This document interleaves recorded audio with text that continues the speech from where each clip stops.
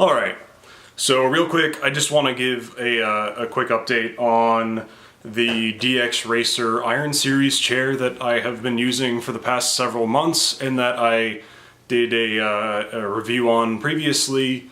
I have received a couple questions about how it's been holding up. One of the original issues with the chair were the armrests. There seemed to be, and just doing a Google search, there seemed to be an actual problem with the quality of, I don't know, the plastic in the armrests, and they would break. So I mentioned that on my review that I had contacted DX Racer, and they sent me a new armrest for my chair, a whole new one, because the first one actually arrived broken. But then shortly after that, the other one broke on me. I was kind of standing up and just put a little bit of pressure on the front, and the back of it snapped off. So I contacted DX Racer again, and they told me that they didn't have any more of the armrests, but that they would send me this new version. I had to wait 30 days or so until they had them in stock, because I think they had just completely ordered a brand new armrest to replace the one that was, so bad. But anyway, so they sent me these brand new armrests. They are actually much better than the original ones. They have the, not only do they have the front and back and the up and down and the angle movements, but they can actually slide in and out. So depending on, how far apart you want your arms to be. And the actions, they're no longer clicking forward or back. There's a button and you just slide the armrest forwards and backwards. They do still kind of pop into certain angled locations, but it's not too bad. The adjustment, still very easy.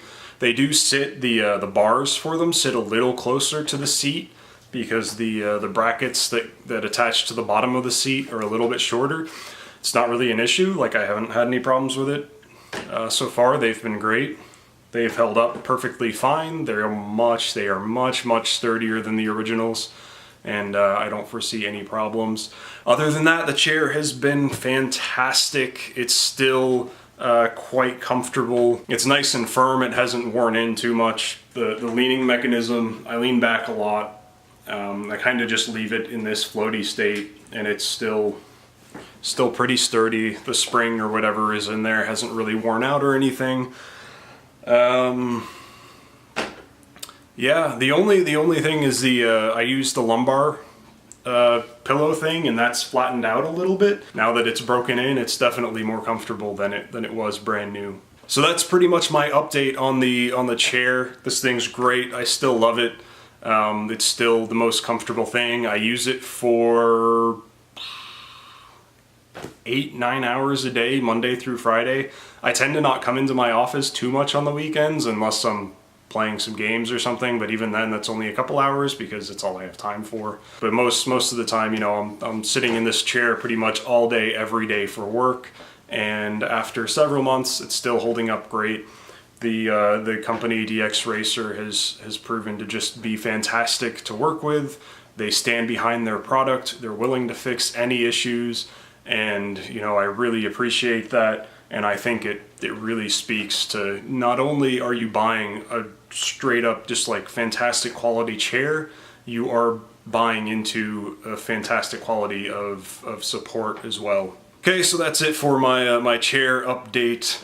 In other news, I'm going to just give a quick little channel update, I guess. I recently moved and then started a new job, and I have been just insanely busy working 50-60 hour weeks, so I haven't really had the time nor the energy to put into new videos. But with the HD650 K7XX video, I got a great response from it. I really enjoy doing that one right now. Not only PCs, but audio is something that I'm very passionate about. Since Black Friday, for the Black Friday deals, I've ordered a FiiO E10K, and since the Shitfulla 2 came out, I just kind of jumped on that. I was supposed to actually get it yesterday, but I think I'll be getting it tomorrow. And then hopefully this weekend I will have some time to put together a video. The whole idea is going to be how well the E10K, the Shitfulla 2 drive the 650s, And I will also be comparing their drivability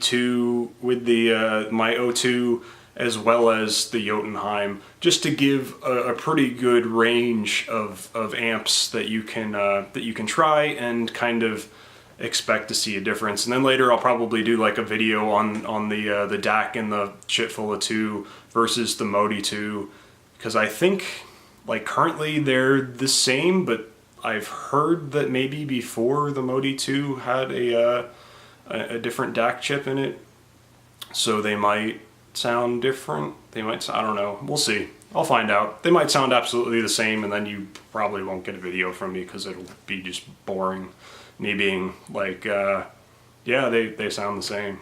In other news, I got something that came in this box. Yeah. So that's exciting. I've been listening to these a lot lately as I drop them. So I'll be doing some sort of, I don't know, review video, something on those as well. I think I've probably rambled enough. Anyway, if you're still with me, I really appreciate you watching, and you know, stay tuned for some more stuff, hopefully in the very near future. Parfait. Ça va.